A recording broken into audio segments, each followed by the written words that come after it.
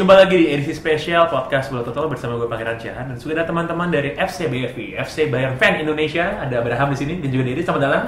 Bola Total. Thank you.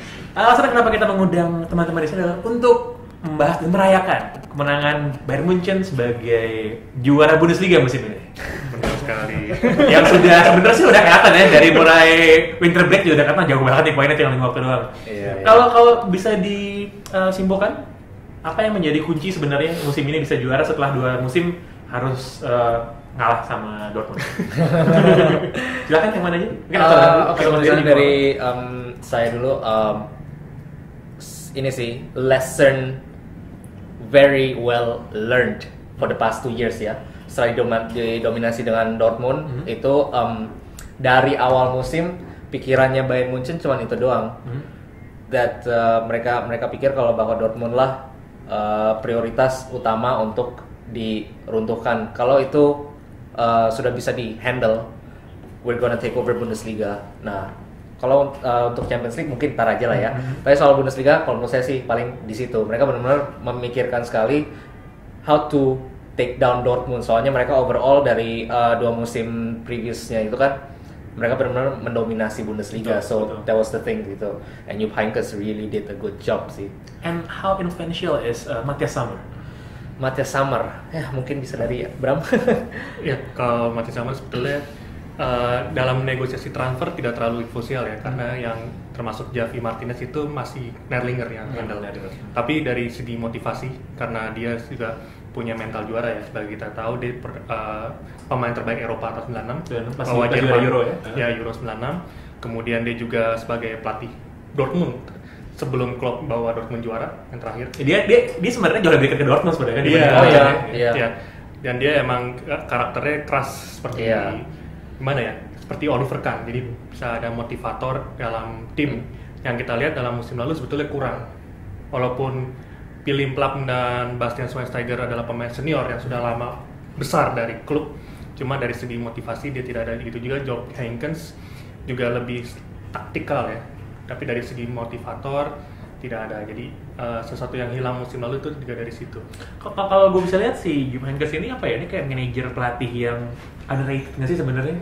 Apa menurut lo dia emang segitu? Kalau menurut gue sih underrated ya, karena menurut gue dia bisa bawa tim dengan masih seberapa kan juara, seberapa jauhnya sih luar biasa gitu. Ya. Tapi kita nggak pernah mendengar dia diagu-agukan, wah taktiknya brilian banget atau apa gitu. Mungkin bisa gimana opini? Jupp Heynckes sebetulnya emang kelihatan baru blow up-nya sejak musim lalu ya. Tapi blow up-nya sayangnya yang jelek karena kegagalan kita hat-trick runner up ya. Iya.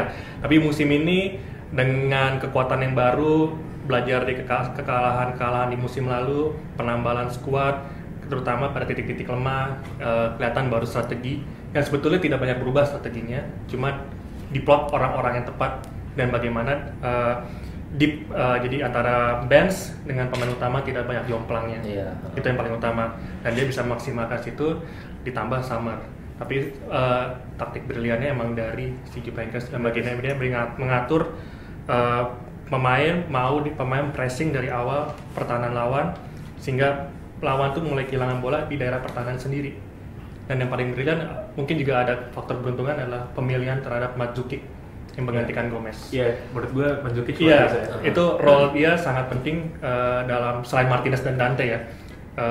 Role dia itu sangat penting dalam musim ini karena bagaimana dia membawa pemain di belakangnya, attacking midfield dan pemain jangkar untuk lebih bisa maju ke depan, membuka ruang buat mereka. Itu hal yang tidak bisa dilakukan Gomez pada musim lalu, walaupun kita tidak bisa melupakan peran Gomez dalam mencetak gol. Sebagai pencetak gol terbanyak, bisa dibilang terbanyak kedua ya di Eropa ya, dari Messi ya. Iya.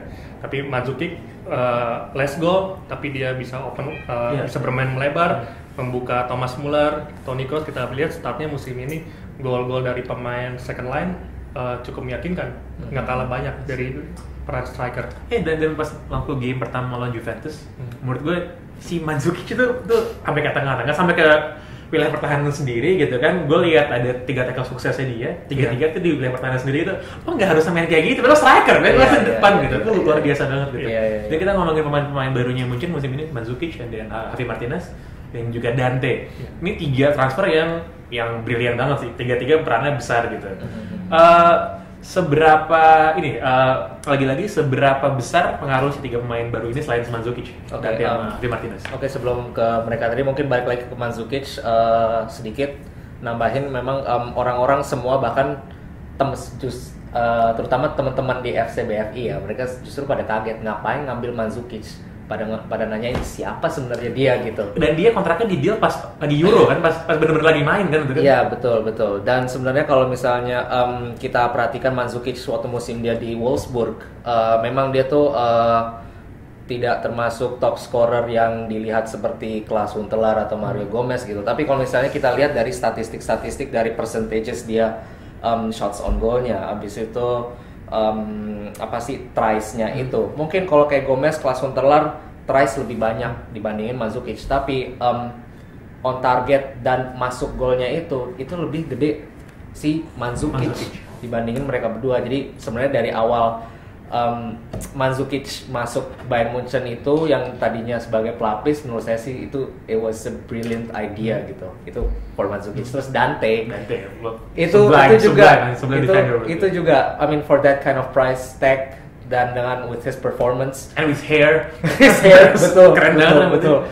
Kalau ditaruh sama David Luiz tuh kayak duo afro anyway. Ya gitu, si Dante pun sebenarnya performa dia di Bayern Munchen sekarang it has been constant as ever dari dulu dia di Borussia Mönchengladbach gitu. I mean he has been always performing ever like that gitu. Emang dia tuh the heart of defense of Borussia Mönchengladbach waktu itu. Mungkin karena sekarang dia masuk Bayern Munchen didapat support with more class players kayak Lahm, Schweinsteiger terus sampai ke depannya gitu.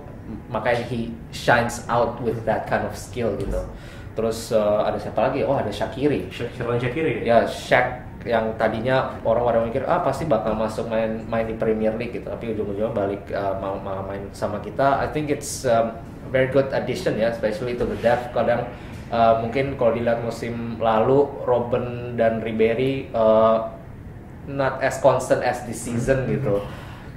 It's brilliant sih to have this. Jadi kalau ngomongin squad depth gitu, untuk punya Robben di bangku cadangan, gitu kan, lalu dia bisa main Thomas Muller di kanan dan kiri Frank Ribery, menurut gue tuh squad depth yang sangat dalam gitu.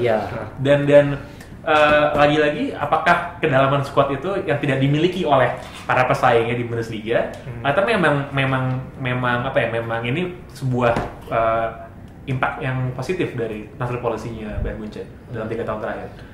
Sebenarnya kalau misalnya ngomongin depth of squad dibandingin pesaing-pesaing Bundesliga yang lainnya, emang Bayern Munchen sudah melaksanakan demikian dari dulu-dulu. Makanya we have been constantly competing in the Champions League.